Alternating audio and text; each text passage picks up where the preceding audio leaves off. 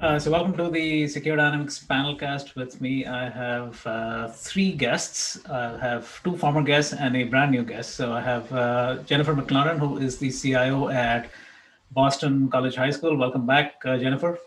Thank you, Ashwin. I have Leah McLean, who is the head of BizDev and CyberSec programs at Cyber Future Foundation. She's also a startup advisor and the founder of the Multi-Cloud Leadership Alliance. Welcome back, Leah. Thank you, Ashwin. Good to be here with all of you. And I have a brand new guest, a recent friend, Megan Jacques. I got that right, I think, last time.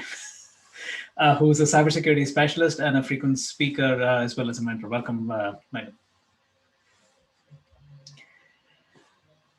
So today's topic is really focused on how people can enter cyber and entering into the workforce and staying inside the workforce, and ultimately see if that's really what they want to do, and also be able to kind of stay sane while dealing with all the uncertainties that go into this particular area. So let's start with getting into cyber. I know, Leah, let's start with you because you do a lot of apprenticeship when getting people into this particular field. So just broad-based, how does somebody even make a decision sitting outside? I mean, it looks like an attractive field because it's like, hey, there's never a dearth of incidents that are being responded to outside and reported and so on and so forth. So it could look very attractive from the outside. And how does somebody make the decision this is what they want to do, not having any experience whatsoever?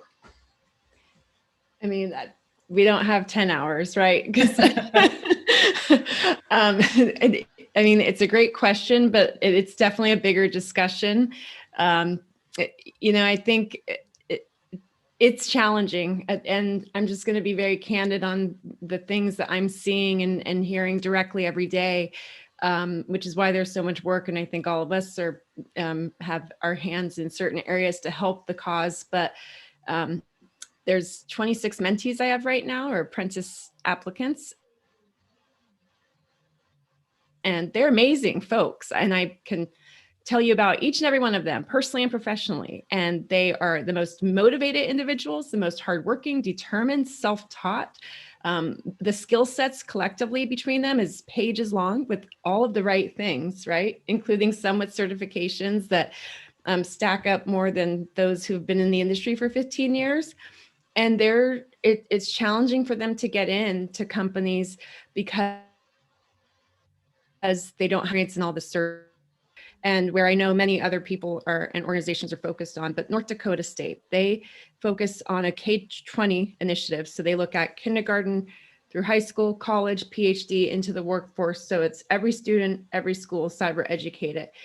And then they try to figure out how, okay, well, as they're starting as low as kindergarten, and you are coming out of school, having way more hands-on experience and with some of the real world technologies and tools beyond just concepts into the workforce, so that the hiring managers who maybe aren't as open today as hiring entry level will be more open to that because they see the breadth of experience that they've had at a younger age.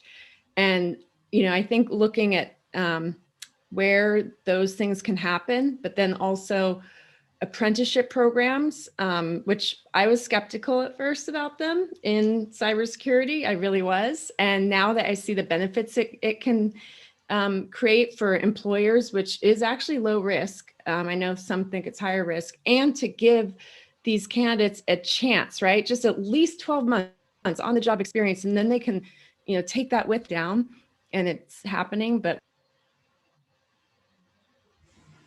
So Megan, I know you are doing a lot right now to kind of break in, and again, just by way of introduction, you and I got connected because you reached out to Alexander Blanc, and he and I do a LinkedIn Live, and we've been going, and so he said, hey, you should talk to Megan, and that's how we connected. So for me, that speaks of a lot of initiative, right? It speaks of somebody going out and making the connections. And so talk a little bit about your journey thus far, and what have you seen work for you? Absolutely. So, I mean, really, this idea of preparing, I think you almost need to start before you do those actions. You have to start with yourself and thinking about what your mindset is. And, are you a curious person? Do you have that drive to want to continually learn? Because that is crucial for entering cybersecurity. It is a field that is constantly changing. Technology is ever present and malleable, and we're getting new things, and sometimes they're buzzwords and it's a old tech new flavor. Like, you think about how cloud computing is really similar to what was being done with data centers years ago. And so it's understanding both the history of tech, but then what are the newest things, and then being able to implement them and being agile. And so I think those are some of the that need to be kept in mind prior to even doing anything. What is your outlook toward this? Do you feel that you can always learn and you can ask those questions? And so if you start from that place, then you can start becoming ready to do those actions. And so that's something that I really took on for myself, is really just getting into cybersecurity and discuss it and help others. And then always thinking about how, in what ways I can help too. So I'm working on my personal pivot into cybersecurity, but just because I'm working on that and I'm not yet in the field, I can still work on ways to contribute. I can still work on ways to help. I've been an educator for 12 years, and so I have tremendous experience with research, with giving talks, with being able to mentor others. And so I can look at different ways that I can work with an organization. Like, I'm in Women in Cybersecurity, WESIS, and I help out at the national level. I volunteer in the resources committee. And so I can do research and I can look up things, and that's a skill set I have. And so it's not that, you need to be afraid of, like, oh, I'm new to this field, I'm such a noob, I can't do anything. No, there's really people who are willing to work with you and let you enter and do contributive things. And so that, I feel like, is a huge piece to this, is trying to find your way to give back and help and become part of the community. Because if you never enter and try to become part of the community, you'll never be in the community, you'll never be prepared to be in the community. So you actually have to make that leap and do that thing. And so those are, helping others, mentoring.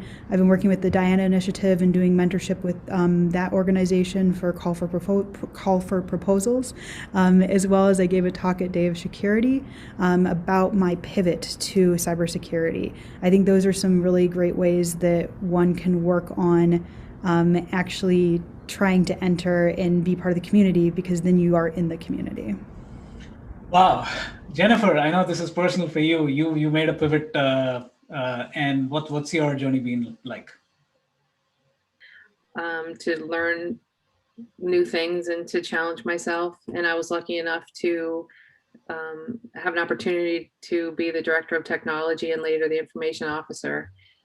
But without that opportunity, right, I'm on the outside looking in, because I wasn't perhaps qualified when I was hired, but it didn't mean that I couldn't do the job, right? If you surround yourself with a support team and people that know what they're doing on the tech side, right, you can accomplish anything. And I think we've started out by talking, and Megan, you brought a point about the why we want to do things. Like, so folks interested in cyber really need to ask themselves, what are you interested in? What do you like? Do you like working with people? Do you want to work in a SOC? Do you want to look at log reports? That's not necessarily something I would like to do, but I have found that I enjoy writing policy. I like working on strategy.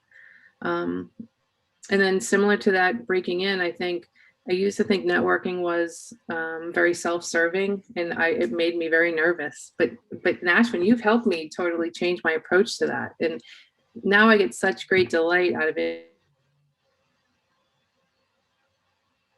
Introduce friends recently, acquaintances, in meeting someone in a new company and with an interview for a cyber position. So just approach it differently, just a genuine interest of meeting people, learning about their history, their backgrounds, what they're interested in. And I think from there, it grows into opportunities. So this fellow classmate of mine, she reached out and said, I'm trying to find work. I haven't had any luck. And so I immediately put her in touch with a couple of contacts. And I was surprised when she replied back to say I was only one of two people that got back to her, and she reached out to about 20 or 30 people that we had gone to school with. And it only took a couple of days, and one of the gentlemen that I introduced her to had already got her an interview for a position, you know, and I knew the right person to ask because this guy is amazing, just a great guy. And so that was wonderful. It made me so happy. I was disappointed that no one else, you know, tried to help her out.